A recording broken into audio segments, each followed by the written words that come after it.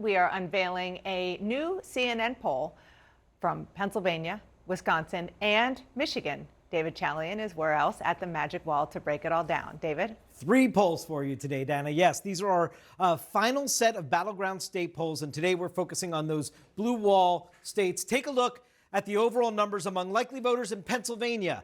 Dead heat tie, 48% to 48% in the biggest electoral college vote prize of the battleground map. In Michigan, slight edge for Kamala Harris, 48% to 43%. In Wisconsin, we also see a slight edge for Harris, 51% to 45%. I will note in these 2 states, the Supreme Court ruled that it's going to stay this way. Robert F. Kennedy Jr. remains on the ballot, and his presence there may be putting some downward pressure on Trump's numbers there. Let's look at the gender gap across all 3 states. You see here, I'll start down here in Wisconsin. Trump is up 12 with men, Harris up 21 points with women in our poll. That's certainly helping her there. The gender gap's helping her in Michigan. Men are tied between the 2 candidates in Michigan in our poll, whereas Harris has an 8-point advantage with female voters in Michigan. But then take a look here. There isn't really much of a wide gender gap. Trump's got a 4-point edge with men in Pennsylvania. Harris has a 3-point edge with women. That certainly helps explain why the race is tied there. African-American voters. Now, I just want to say, here we're comparing likely voters in a poll, which is different than actual voters that show up in the 2020 exit poll about how the electorate sort of shaped itself and how they voted in Pennsylvania. But as a comparative point, in our poll among likely voters in Michigan, Harris has a 71-point advantage among African-American voters over Donald Trump. Joe Biden in Michigan 4 years ago, according to the exit polls, won the African-American vote in Michigan by 85 percentage points. So a little bit underperformance there in this poll, but much more dramatically in Pennsylvania. Harris's lead with African Americans among likely African American voters in Pennsylvania in our poll is 55 percentage points over Trump.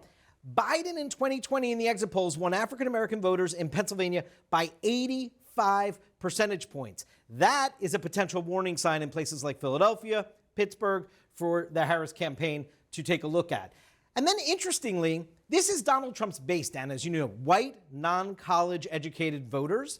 And it is still his base, but he's not performing as strong as he did 4 years ago. If you compare now, in Pennsylvania, he has a 27-point advantage with white non-college voters in our poll among likely voters.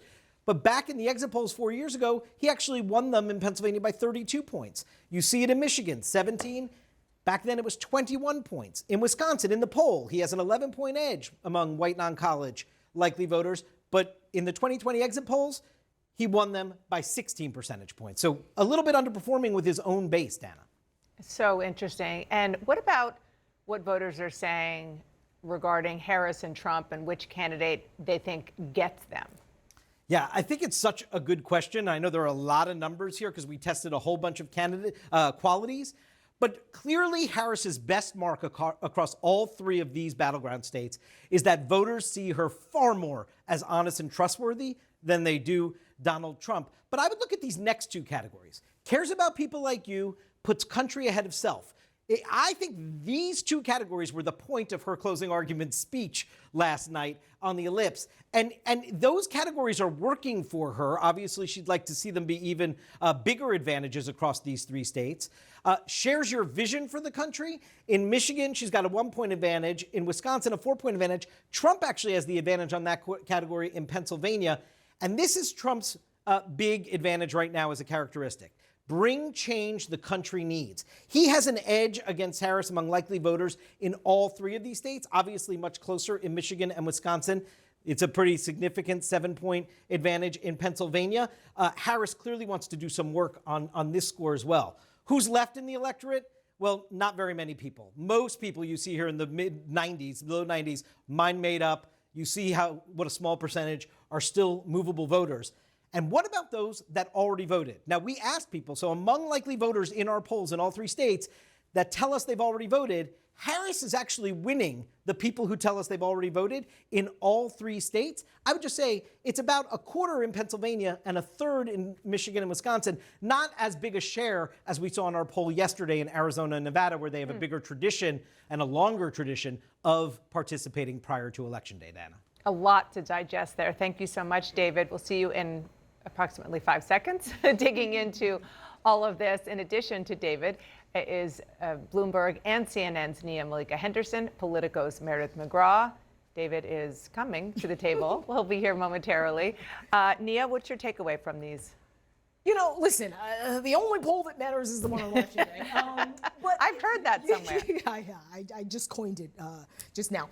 Listen, we'll see what happens. You could tell the work that Kamala Harris needed to do last night, arguing that she's the candidate for change, arguing that she would restore sort of normalcy and decorum and unity in the White House. And you saw her make that implicit comparison. There she was at the ellipse where Donald Trump, of course, invoked his mob to attack the Capitol, and her essentially saying she's going to restore American traditions around inclusivity and around democracy, strong speech, and with an eye towards particularly undecided voters in those swing states, which are a sliver, about 5% at this point. Yeah, Yeah. and I don't know where mean, David is. Where's David? He's coming. He's coming. Good. He got a little. No, we'll be here in 1 second. Yes, it is a sliver of the undecided voters. Let's look at the choice for president now versus August in these 3 states. Wisconsin, as we just saw, Harris +6, August, Harris +6. Michigan, Harris +5, August, Harris +5. Are you sensing a theme here? Pennsylvania tied now in August, tied. And it's not as if nothing has happened in the world. It's not as if nothing has happened on the campaign trail. We don't have time to read all of this. This is just in less than 2 months. Some of the things that have happened that have had at least a little bit of an impact on this race, but it hasn't moved the numbers. And I think that's one of the most remarkable things about the polling that we've seen come across our eyes lately is that over the past few months, as you pointed out, we've seen all these really remarkable moments play out, whether it was assassination attempts or, you know, really scary moments on the world stage. And yet the polling remains consistent pretty much across the board. And when I talk to both campaigns, the phrase that they keep using on both sides is that they're, quote, cautiously optimistic, and they both point to, you know, their own data points, whether it's early voting or it's enthusiasm among their own slices of the electorate that they're leaning on, that they feel confident about. But it really is so remarkable that we're not seeing any major shifts here so close to the election. And it's also unusual. I mean, the stability has been a unique feature in this race across the board. Both campaigns note that as well. And so while the news developments may have been dramatic, the actual structure of the race have not had dramatic turns. But which is unusual, which is the point I know that you're making, is because how many times have we been covering a campaign and we've said, well, the one they can control their message, the one thing they can't control is what happens with regard to outside events. And a lot has happened that they can't control, but it hasn't changed the numbers. No, it's been remarkably stable throughout. I mean, the biggest change in the numbers we saw in this race was when the candidate changed. Of course, on the Democratic side. yeah. Which was That's not true now. Of course, the parameters around this discussion is since Kamala Harris got into this race. The last 102 days. Exactly. Yeah, no, exactly. And just staying with the states that these polls came from that we're revealing right now, the blue wall states, we just want to remind our viewers the sort of voting records of these blue wall states. And they are usually, as you can see, obviously blue, which is why they're called the blue wall states. And they're usually pretty consistent in voting together, except for a couple of notable exceptions, like 1988, when Wisconsin went for Dukakis and the other two went for Bush. Yeah, listen, and that is the great hope of Democrats, the great hope of Kamala Harris's campaign, that these blue wall states will essentially revert to form, right? You saw Donald Trump win miraculously in all 3 of those states in 2016. Their hope is that their ground game and kind of the DNA of these states basically guarantee that they will win. Listen, it's going to take a lot of work. You see Pennsylvania is a dead heat. It has been that way. There's sort of different demographics in these states, but a lot of similar different demographics.